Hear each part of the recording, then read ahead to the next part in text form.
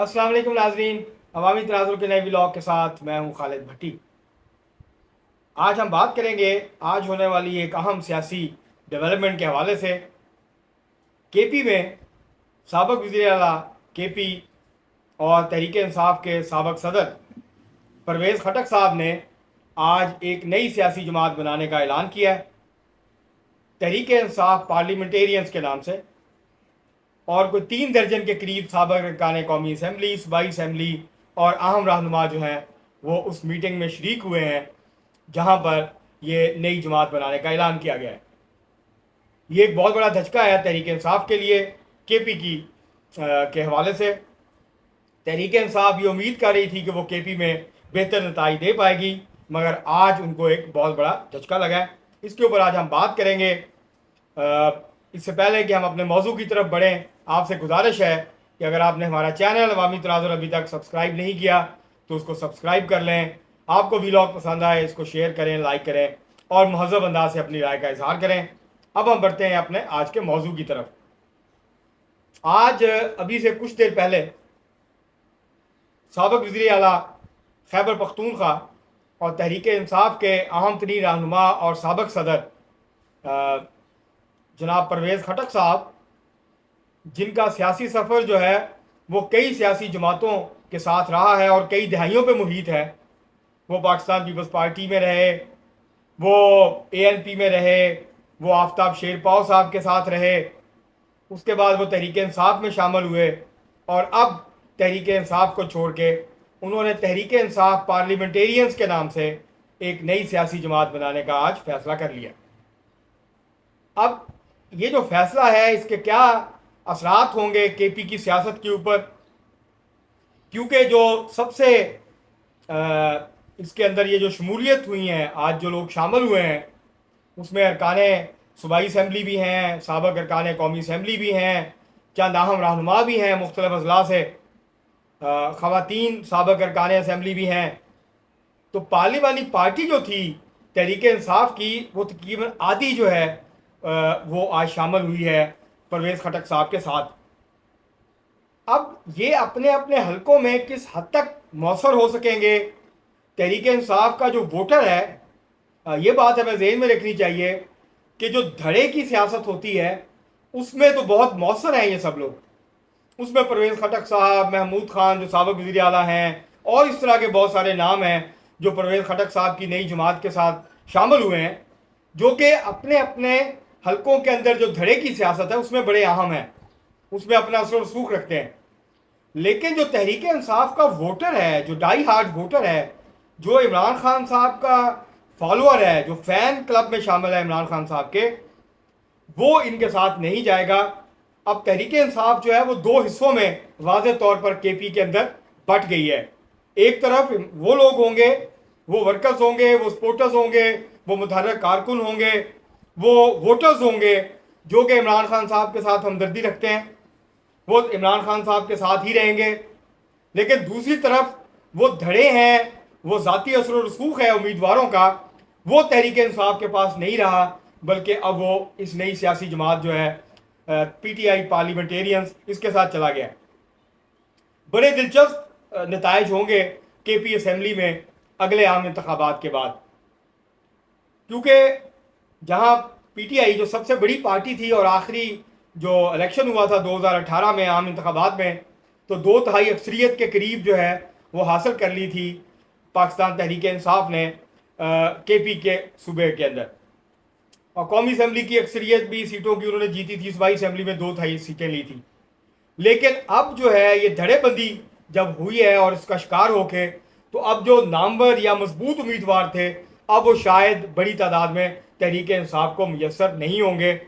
और उसको सिर्फ अपने वोट्स के ऊपर जो है वो इन्हिसार करना होगा। अब देखना ये होगा कि कितनी बड़ी तादाद में PTI का वोटर मुतहर्रिक होकर निकलता है और अपने उम्मीदवारों को वोट देता है, और ये जो नई जमात है ये किस हद तक अपने आप को, अपनी जड़ें मजबूत कर पाएगी, अपने आप को स्टेबल कर पाएगी, अपने आप को मुस्तहकम कर पाएगी। क्योंकि पंजाब में जब PTI टूटी तो उसके नतीजे में इस्तेहकाम पाकिस्तान पार्टी के नाम से एक पार्टी बनी, और जो साबिक़ अरकान कौमी और सूबाई असम्बली थे उनकी बड़ी तादाद जो है वो जहांगीर तरीन साहब और अब्दुल अलीम खान साहब ने जो पार्टी बनाई उसके अंदर शामिल हो गई। اب کے پی میں جو ٹوٹ پھوٹ ہوئی ہے وہ ایک نئی سیاسی جماعت کی شکل میں ہمارے سامنے آئی ہے. اس سے ایک تو بات یہ واضح ہو گئی کہ یہ لوگ، ان کی جو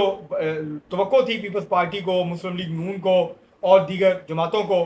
کہ جب تحریک انصاف میں ٹوٹ پھوٹ ہوگی تو بہت سارے لوگ ان کی طرف آئیں گے، تو اب بڑی تعداد ان کی جو ہے وہ ایک نئی سیاسی جماعت کے اندر مجتمع ہو گئی ہے، وہ ان کی طرف نہیں آئے گی. ان کو جو لوگ بچ جائیں گے یا تھوڑے بہت لوگ ہوں گے وہ شاید ان کی طرف جائیں گے، لیکن اب بڑی تعداد میں لوگ جو ہیں وہ شاید ان کی طرف نہیں جائیں گے. ان کو اپنی جو طاقت ہے، اپنی جو اسٹرینتھ ہے، اس کے اوپر انحصار کرنا پڑے گا اگلے انتخابات کے لیے.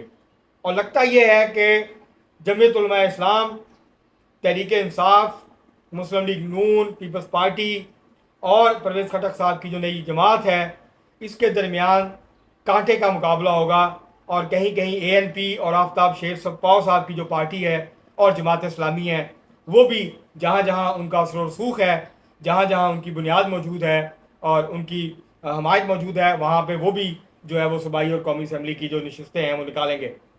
تو ایسا لگتا ہے کہ کے پی میں اگلے عام انتخابات میں ایک کھچڑی جو ہے وہ پکے گی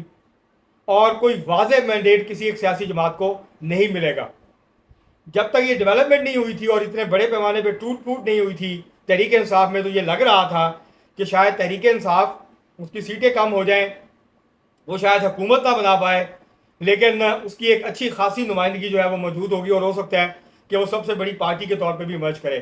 لیکن یہ جو آج کی ڈیولپمنٹ ہوئی ہے، اس کے بعد اب اس بات کے امکانات ختم ہو گئے ہیں کہ تحریک انصاف جو ہے کوئی بہت زیادہ نشستیں کے پی سے جیتنے میں کامیاب ہو پائے گی. اور ووٹ تقسیم ہوں گے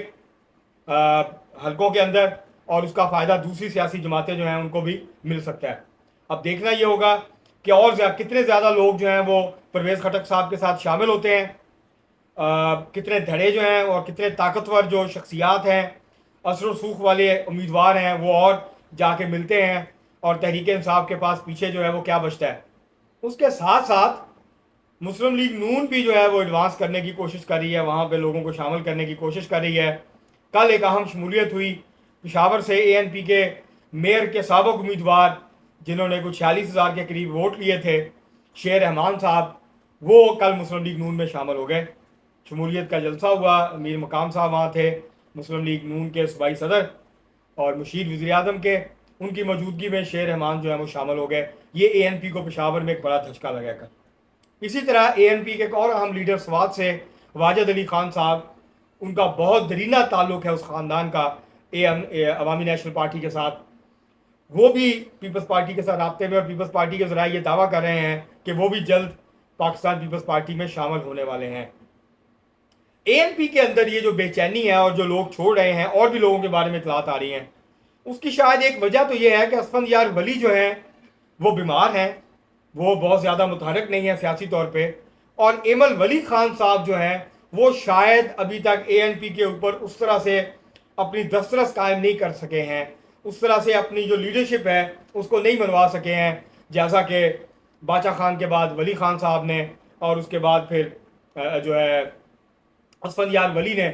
جو ہے وہ پارٹی کو سنبھالا تھا. تو لگتا یہ ہے کہ ایمل ولی شاید وہ ابھی تک اس طرح سے پارٹی جو ہے اس کو سنبھالنے میں کامیاب نہیں ہو پا رہے، جس کی وجہ سے جو ہے وہ اے این پی کے اندر ٹوٹ پھوٹ ہو رہی ہے. اور اس کے علاوہ جمعیت علماء اسلام جو ہے وہ بھی کوشش کر رہی ہے کہ وہ مختلف لوگوں کو توڑ کے جمعیت علماء اسلام جو ہے اس کے اندر لے کے جائے. اب دلچسپ بات یہ ہوگی کہ سیاسی جماعتوں کو کے پی کے اندر اتحاد بنانے پڑیں گے، وہ ڈسٹرکٹ کی سطح پہ ہوں، وہ مقامی سطح پہ ہوں یا علاقائی سطح پہ ہوں. اور یہ جو الائنسز بنیں گے، اس سے واضح ہوگا کہ کون سی جماعتیں جو ہیں وہ ابھر کے سامنے آئیں گی، کون سی جماعتیں جو ہیں وہ زیادہ نشستیں جیتے گی. مثلا اگر مانسیرا، ایبٹ آباد، ہری پور اور ہزارہ جو ڈویژن ہے، اگر وہاں مسلم لیگ نون اور جمعیت علماء اسلام کا انتخابی اتحاد ہو جاتا ہے تو اس کے نتیجے میں زیادہ تر جو نشستیں ہیں وہ یہ دونوں سیاسی جماعتیں وہاں سے جیت سکتی ہیں. اسی طرح دوسرے صوبے کے حصے میں یہ دیکھنا ہوگا کہ کہاں کہاں کون سی سیاسی جماعتیں آپس کے اندر مقامی سطح پہ حلقے کی بنیاد پہ یا ڈسٹرکٹ کی بنیاد کے اوپر جو ہے وہ اتحاد کرتی ہیں، ایک دوسرے کے ساتھ سیٹ ایڈجسٹمنٹ کرتی ہیں. اس کے نتیجے میں صورتحال بہت واضح ہو جائے گی کہ کون سی سیاسی جماعت جو ہے وہ کس حد تک وہاں سے جو ہے وہ کامیابی سمیٹ پائے گی. لیکن ابھی تک یہ لگ رہا ہے کہ ہنگ اسمبلی ہوگی، کسی سیاسی جماعت کو واضح اکثریت نہیں مل پائے گی. اور جو ایک سیاسی کھچڑی ہے وہ پکے گی، اور کوئی بھی واضح اکثریت کے ساتھ جو ہے وہ آگے نہیں بڑھ پائے گا، اور پھر ایک مخلوط حکومت جو ہے مختلف سیاسی جماعتوں کو وہ بنانی پڑے گی کے پی کے اندر۔ یہ ہے اس وقت کی صورتحال، اور آج یہ جو ڈیولپمنٹ ہوئی ہے یہ چیئرمین تحریک انصاف اور تحریک انصاف کے لیے بہت بڑا دھچکا ہے، نہ صرف کے پی بلکہ اس سے تحریک انصاف کی صفوں میں اور زیادہ مایوسی پھیلے گی، اور لوگ جو انتظار کر رہے تھے، اس انتظار میں تھے مختلف اور جگہوں کے اوپر صوبوں میں کہ شاید چیئرمین تحریک انصاف کے اسٹیبلشمنٹ کے ساتھ معاملات طے ہو جائیں گے، آج کی ڈیولپمنٹ کے بعد اب یہ واضح پیغام جو ہے وہ چلا گیا ہے کہ ایسا ہونے والا نہیں ہے،